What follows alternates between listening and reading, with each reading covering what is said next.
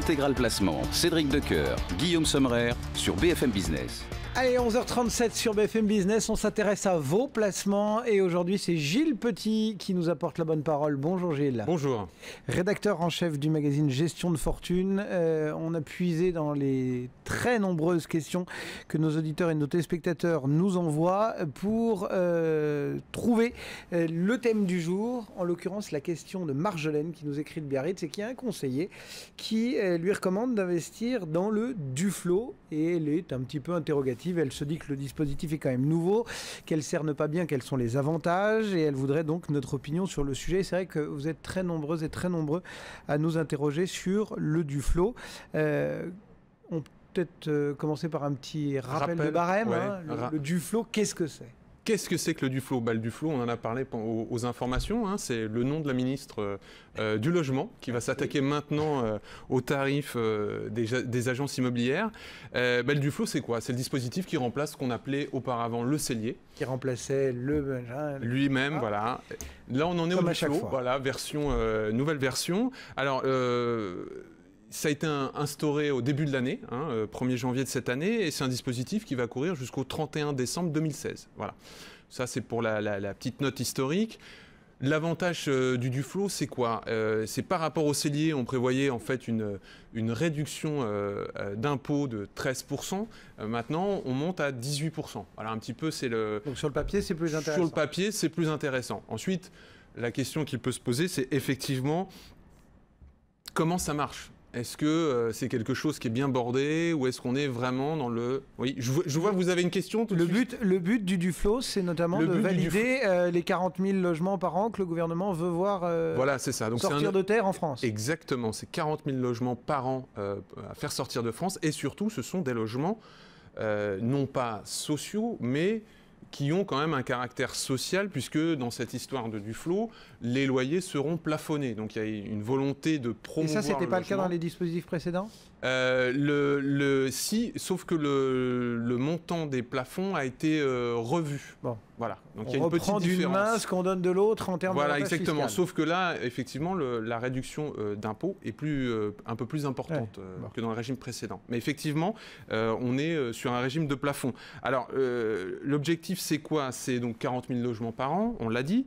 Le principe, il est simple, c'est un plafonnement de votre investissement chaque année de 300 000 euros. Voilà, on peut investir 300 000 euros par an pour bénéficier d'une déduction de 18% du montant investi. Le montant investi, c'est quoi ? Dans ces 300 000 euros, c'est le prix de votre logement, mais ce sont aussi les frais de notaire, par exemple, qui vont être inclus dans le prix d'achat. Donc vous allez bénéficier d'une réduction de 18%.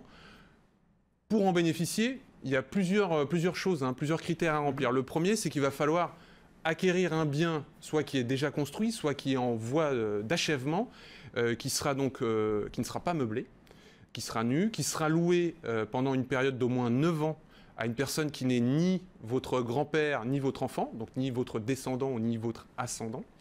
Donc ça, c'est les grands principes. Et cette réduction d'impôt, en fait, sera appliquée au prorata temporis, c'est-à-dire que vous pourrez bénéficier de 2% de réduction d'impôt par an sur la somme que vous avez placée. Donc en gros, si on imagine que vous placez 300 000 euros, vous allez bénéficier donc de 300 000 fois 18%, ça vous fait 54 000 euros, divisé par 9, ça vous donnera donc votre réduction d'impôt par an qui est donc de 6 000 euros. Voilà. Vous aurez droit à 6 000 euros de réduction d'impôt par an. Vous avez mentionné un terme intéressant qui est celui de réduction d'impôt et non pas de déduction d'impôt, c'est-à-dire ça, c'est la grande nuance et c'est là que finalement on peut parler de social dans cette mesure-là, c'est que la réduction d'impôt s'applique sur le montant de l'impôt que vous allez payer. C'est-à-dire que quels que soient vos revenus, si vous investissez le même montant qu'une personne qui est beaucoup plus riche que vous, vous aurez droit à la même réduction d'impôt. Habituellement, on parle de déduction d'impôt. Les dispositifs fiscaux, c'est plutôt de la déduction. Et la déduction d'impôt, c'est une déduction qui s'applique sur le montant des revenus déclarés dans l'année. Donc la nuance est aussi intéressante, c'est-à-dire que le Duflot peut s'appliquer à un plus grand nombre de personnes, a priori. Voilà. Voilà donc pour la petite question sémantique.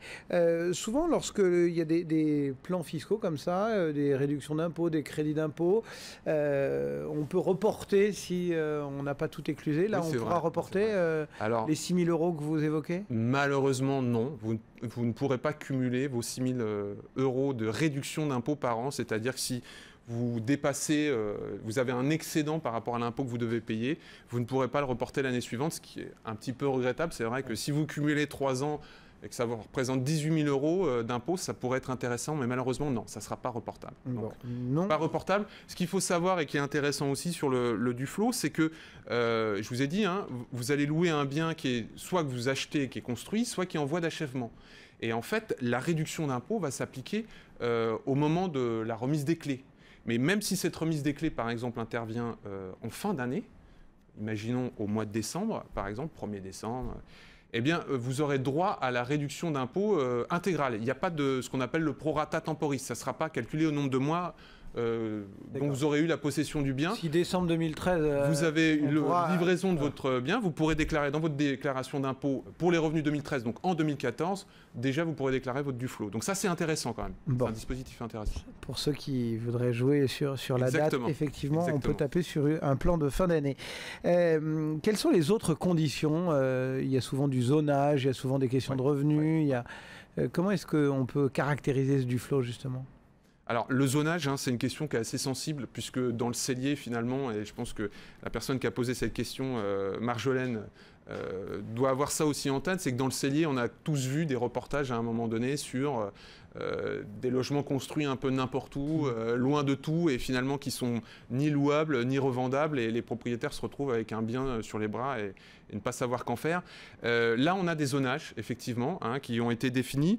Sont des zones donc, de construction qui sont assez bien définies parce qu'elles correspondent vraiment à des zones où l'offre est inférieure à la demande, donc on a une grosse demande. Hein. On a par exemple tout ce qui est le Genevois, c'est-à-dire la zone française qui entoure Genève. Il y a énormément de Français qui travaillent en Suisse et qui effectivement ont besoin d'un appartement là. Vous avez Paris, vous avez l'approche banlieue, et puis il y a aussi les grandes agglomérations, donc celles qui ont plus de 250 000 habitants.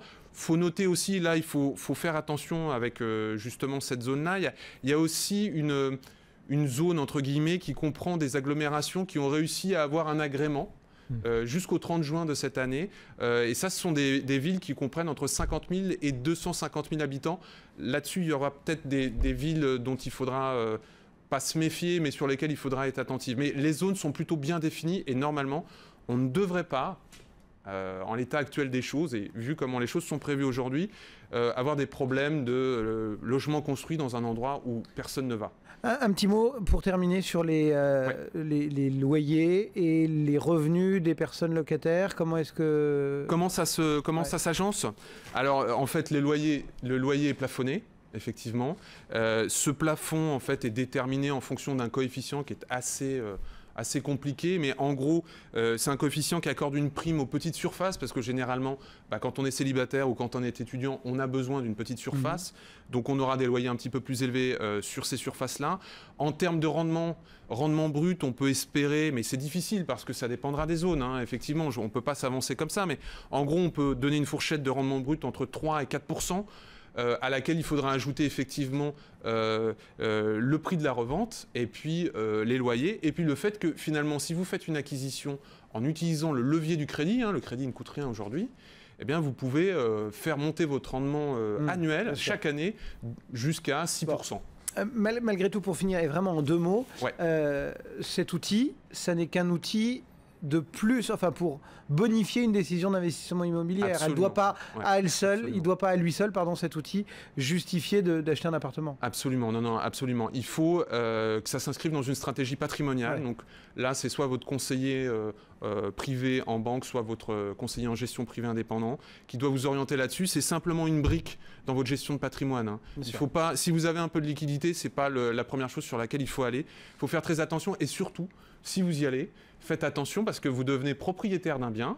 Donc ça veut dire que vous vous exposez à d'éventuels problèmes de vacances du bien, hein, le bien n'est pas loué, ou alors de rembourser la banque. De mauvais paiements. c'est-à-dire de mauvais payeurs. Donc là, moi, ce que je conseille, c'est du vécu. Ce que je vous conseille, c'est de souscrire une assurance mauvais payeur, tout simplement, qui permettra justement de faire face à ces aléas-là. Voilà, il faut tenir compte de ces éléments-là quand on va dans un investissement immobilier, et a fortiori du flot.